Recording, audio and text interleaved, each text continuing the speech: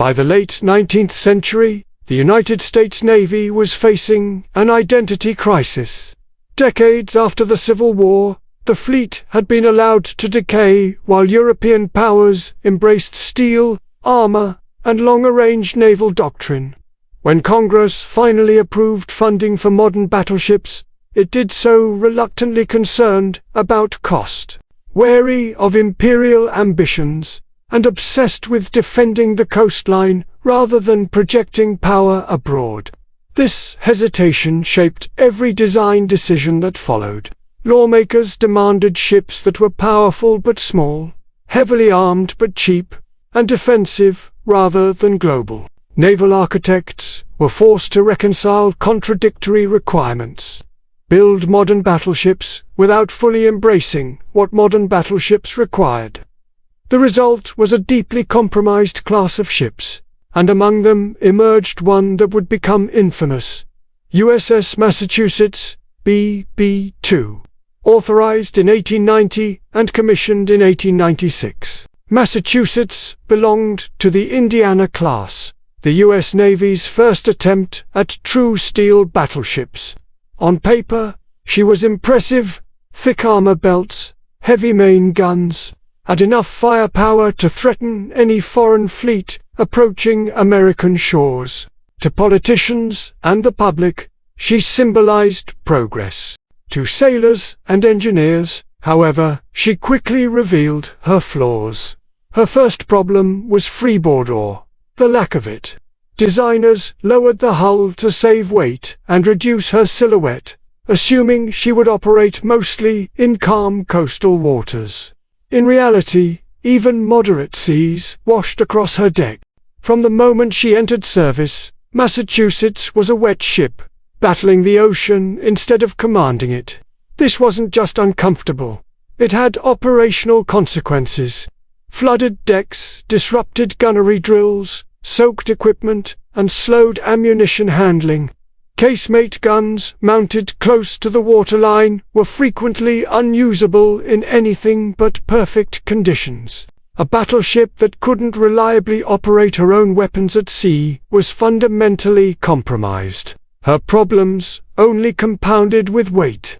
Thick armor, heavier turrets, and structural reinforcements pushed Massachusetts well beyond her intended displacement. The hull sat lower in the water, worsening the freebore issue. The added weight also hurt stability.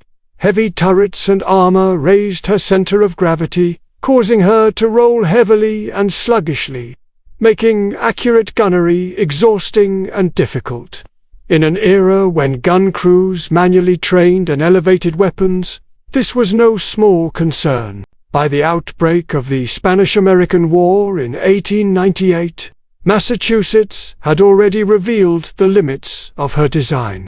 Sent to the Caribbean to support operations against Spanish forces, including the blockade of Santiago de Cuba, she performed her role in theory, but never comfortably. Tropical seas exposed her wet deck and limited endurance, while coal consumption restricted time on station without resupply. Faster, more seaworthy ships increasingly carried the burden of operations, while Massachusetts lingered in the background. After the war, her weaknesses became even more apparent.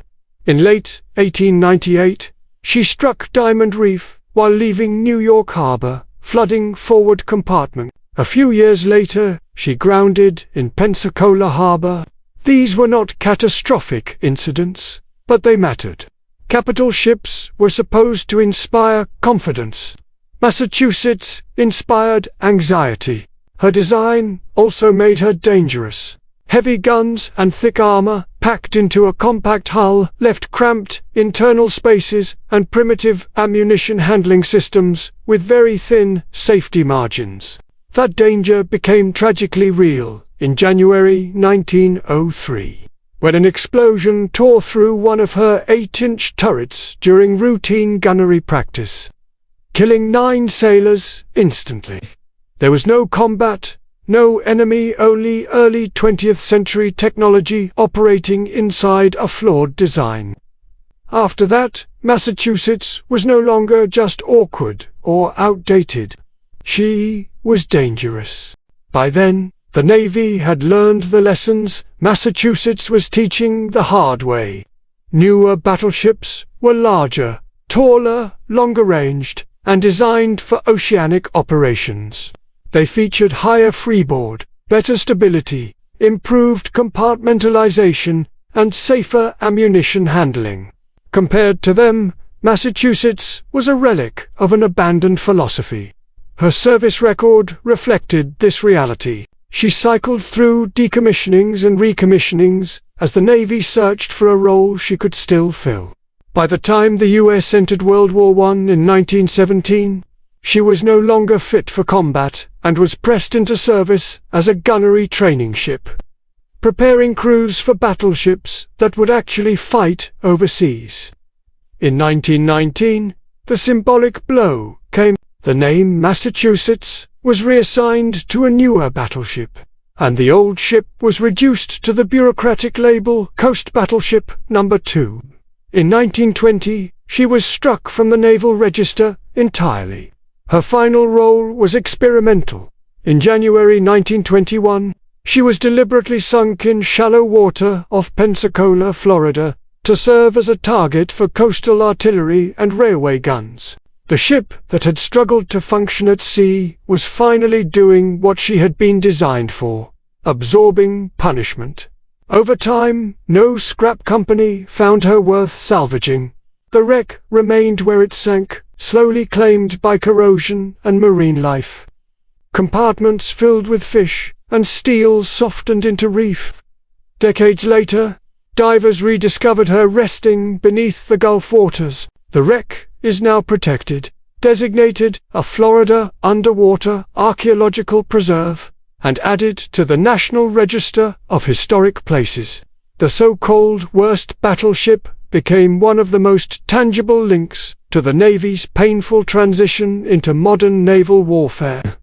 Massachusetts did not fail in battle, she failed as a concept. And yet her failure mattered.